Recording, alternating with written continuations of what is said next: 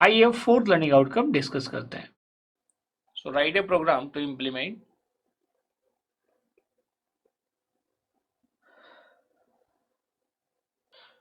So before going to start the program for binary search, let us have a knowledge check. When all the elements are in sorted form, what is the complexity of binary search? So let us have the program.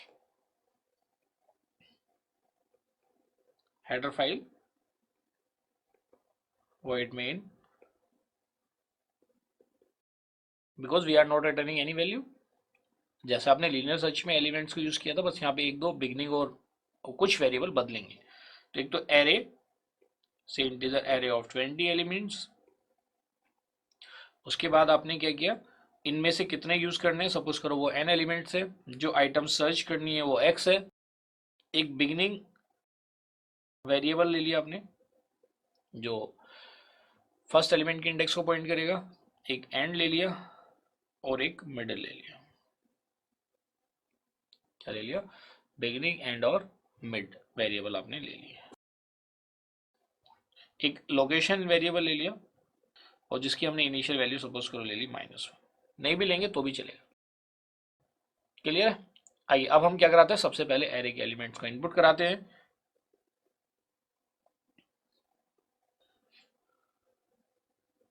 In out of 20 हम कितने use करने जा रहे हैं, पहले उसी को input करा लेते हैं। आप यहाँ पे मेंशन भी कर सकते हो, enter the number of elements less than equal to 20, क्योंकि हमने एरे का साइज कितना डिक्लेयर किया है 20, और नहीं भी करते तो भी चलेगा, लेस देन इक्वल टू से 20। Percentile D ampersand n print F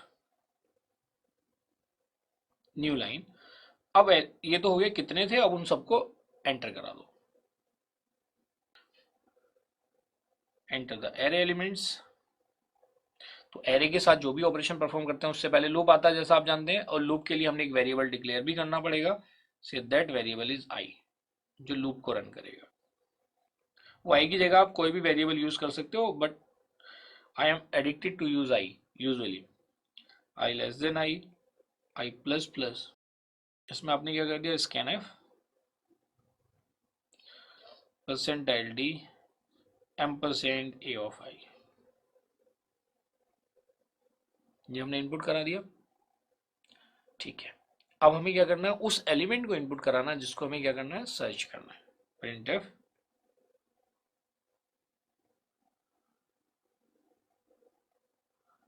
enter the element to be searched. हमने उस एलिमेंट को क्या करा दिया, इनपुट करा दिया। अब बचती है किसकी, लॉजिक की बात आती है। तो हमने जैसे बिगिनिंग वाला हमने क्या किया था कि जो फर्स्ट एलिमेंट का इंडेक्स था उसकी वैल्यू इनिशियलाइज कर दी क्या, 0। एंड वाले की जो वैल्यू है वो डिपेंड करेगी on the basis of value of n, और वो हमेशा क्या होगी, n-1, क्योंकि एरे की इंडेक्सिंग कहां से शुरू होती है, 0 से। सबसे पहले हम मिड कैलकुलेट कर देंगे, तो मिड की इनिशियल वैल्यू क्या होगी, मिड की इनिशियल वैल्यू होगी बिगनिंग प्लस एंड बाई, यहाँ पे वो ऑटोमेटिकली ले लेगा क्योंकि इंटीजर वैल्यू है बिगिनिंग प्लस एंड बाई 2। ये क्लियर है। अब इसमें लूप लगा दो आइटरेटिवली, व्हाइल। अब यहाँ पे लूप क्या लगाना है, देखो ये उसके ऊपर डिपेंड करता है कि हमें कैसे करना है, और ये मल्टीपल तरीके से लगाया जा सकता है। चलिए हम किसी एक मेथड को अडॉप्ट करते हैं। क्या है मेथड वो, while beginning is less than and. जब तक बिगिनिंग की वैल्यू क्या है, या तो लेस देन और इक्वल टू क्या है, एंड है। उससे ज्यादा हो जाएगी तो इसका मतलब वो उसके उसमें एग्जिस्ट ही नहीं करता एरे में। एक तो कंडीशन ये होगी, और दूसरी कंडीशन क्या लगाएंगे आप, एंड जो आपका x एलिमेंट है वो क्या है, x not equal to a of mid है। इसमें आपने कंडीशन लगा दी, भाई beginning less than equal to end है, एंड x उस एलिमेंट के बराबर नहीं है। तो अगर बराबर नहीं है तो क्या सिचुएशन हो सकती है, भाई अगर वो बराबर होता तो हम उसको पहले ही प्रिंट करा लेंगे, लेकिन अगर वो बराबर नहीं है तो इसके अंदर जाए। अगर वो बराबर होगा तो उसको बाद में देखेंगे, अगर उसके बराबर है तो डायरेक्ट सर्च को क्या कर देंगे सक्सेसफुल, और उसको हम क्या करा देंगे प्रिंट। इसके अंदर वो तभी जाएगा जब ये दोनों कंडीशन क्या करेंगी, मैप करेंगी। तो हमने देखा अगर वो बराबर नहीं है तो या तो बड़ा हो सकता है छोटा हो सकता है। If x is greater than a of mid, अगर वो a ऑफ मिड से बड़ा है, तो इन केस ऑफ बिगर वैल्यू तो हमने किसको शिफ्ट किया था कि वो अपर हाफ में एग्जिस्ट करता है, जब अपर हाफ में एग्जिस्ट करेंगे तो बिगनिंग को आगे ले जाएंगे, तो बिगनिंग की वैल्यू क्या हो जाएगी, beginning is equal to mid plus 1। Clear.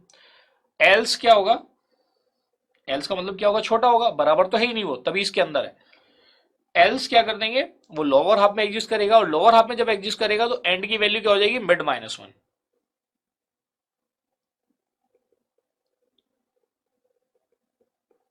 Clear है। जब ये इवेल्युएट हो जाएगा तो ये तो, क्योंकि प्रोसेस क्या है, रिकरिंग प्रोसेस है, फिर से हम क्या करेंगे, नया मिड फाइंड आउट करेंगे। ये जो मैं मिड फाइंड आउट कर रहा हूं ना, तो ये इफ की बॉडी में ना एल्स की, मतलब क्योंकि मैंने विदाउट ब्रेसेस यूज किया, इसका मतलब इफ की बॉडी में भी एक स्टेटमेंट है और एल्स की बॉडी में भी एक स्टेटमेंट है। हमने फर्दर मिड फाइंड आउट किया, नए बिगिनिंग और नए एंड के करस्पॉन्डिंग हमने मिडिल एलिमेंट का इंडेक्स फाइंड आउट किया। क्लियर। ये हमने फाइंड आउट कर लिया और ये प्रोसेस चलता रहेगा। लेकिन जब ये बाहर आएगा, बाहर में वो कंडीशन क्या हो सकती है, if x double equal to a of mid, जब वो उसके बराबर है, जब वो उसके बराबर है तो आप क्या कर देंगे, print f new line search is successful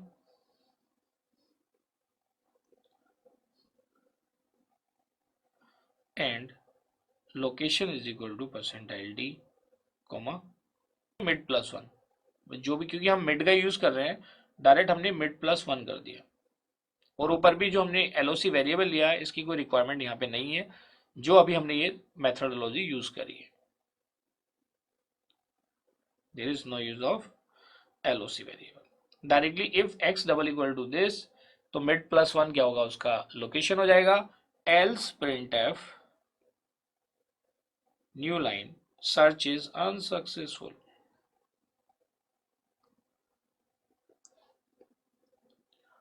clear. तो ये आपने पूरा प्रोसेस देख लिया और इसकी एक्सप्लेनेशन हम ऊपर भी देख चुके हैं। लेकिन अब ये आती है कि अगर एग्जामिनेशन में ये क्वेश्चन आ जाता है एल्गोरिथम की फॉर्म में, तो ये जो स्टेप्स हैं, जो क्रूशियल स्टेप्स हैं, हमने यहाँ पे लिखे हैं, तो आप इसको किसकी फॉर्म में लिख सकते हैं, एल्गोरिथम की फॉर्म से लिख सकते हैं। जैसे आपने देखा कि अगर ये एज्यूम कर लें कि एरे आपके पास है, जो एलिमेंट आपको सर्च करना वो भी आपके पास है, तो अगर आप खाली ये स्टेप्स लिख देते हैं तो भी वो आपकी एल्गोरिथम में ही कंसीडर होगा। ये चीज क्लियर है। क्योंकि एवरी बस ये सेमी कॉलन वगैरह, क्योंकि ये प्रोग्रामिंग लैंग्वेज के सिंटेक्स में लिखे हुए हैं, तो बच्चे सोचते हैं कि दोनों चीजें अलग हैं। आप प्रोग्रामिंग लैंग्वेज का सिंटेक्स आप इसमें सेमी कॉलन ना यूज करें तो ये क्या कहलाएगा, सूडो कोड कहलाएगा। जब ये सूडो कोड कहलाएगा, every pseudo code is an algorithm, ये मैं आपको पहले ही बता चुका हूँ। ठीक है, आइए देखते हैं कैसे रन करता है। इसका एग्जीक्यूशन तो एक बार देख लें।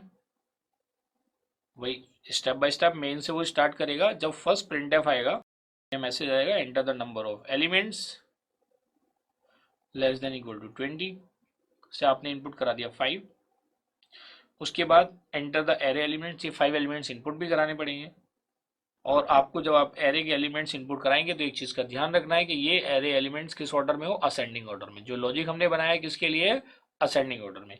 चाहे तो अगर आप अंडरस्टैंडिंग बढ़ाने के लिए आप यहाँ पे ये भी लिख सकते हैं enter the array elements in ascending order, इसकी क्लैरिटी को और बढ़ाने के लिए। क्लियर। जो मैसेज लिखेंगे उससे लॉजिक पे कोई इफेक्ट नहीं पड़ेगा, ये तो अंडरस्टैंडिंग के लिए है। Enter the array elements in ascending order.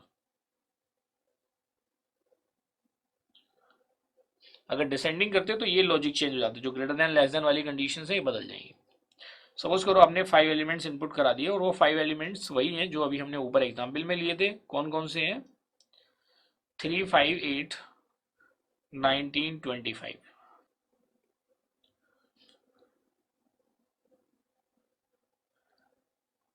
या इंस्टेड ऑफ 5 हम ये देख लेते हैं हमने ऊपर कौन से एलिमेंट कराए थे, तो यही प्रोसेस यूज हो जाएगा।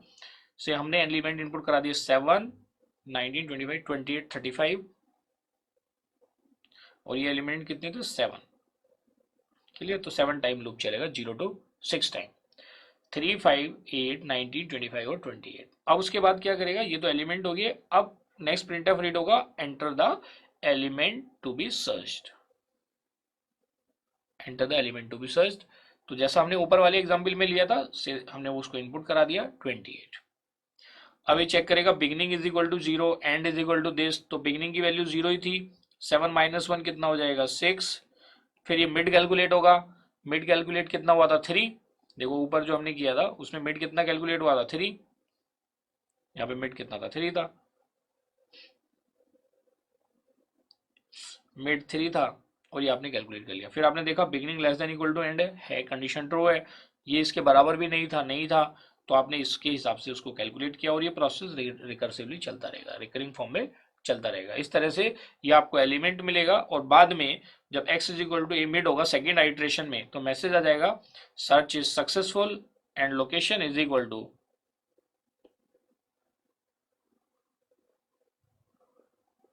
मिड +1। मिडिल का मतलब क्या था, कौन सी वैल्यू पे आया था, ये मिड था यहाँ पे 5 जिसके लिए एलिमेंट मिला था। तो मिड +1 का मतलब क्या हो गया 6, मतलब ये 6th एलिमेंट है, ये क्या है 6th एलिमेंट है। ये चीज क्लियर है। तो आई होप कि आपको बाइनरी सर्च का कॉन्सेप्ट क्लियर हुआ है। एग्जामिनेशन में किसी भी फॉर्म में आएगा तो आप इसकी प्रॉब्लम को अटेम्प्ट कर लेंगे। बस एक चीज है, let us have a take away from this example. आपको एक चीज ध्यान में रखनी है, नंबर 1 कि ये सर्चिंग एल्गोरिथम तभी एप्लीकेबल होगी जब सारे एलिमेंट सॉर्टेड फॉर्म में है।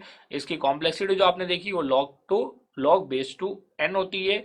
अगर आप देखेंगे जैसे आपने यहाँ पे देखा था कि 6th एलिमेंट था, अगर ये लीनियर सर्च होती तो 6 टाइम ही कंपेरिजन करने पड़ते।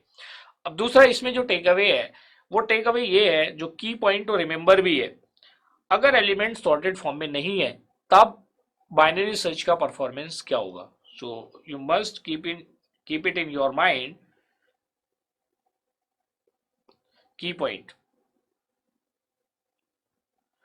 when elements are in unsorted form, in that case the performance of linear search is better than binary search। ये कॉमन इंटरव्यू क्वेश्चन भी है, कैसे होता है, लेट अस सी दिस।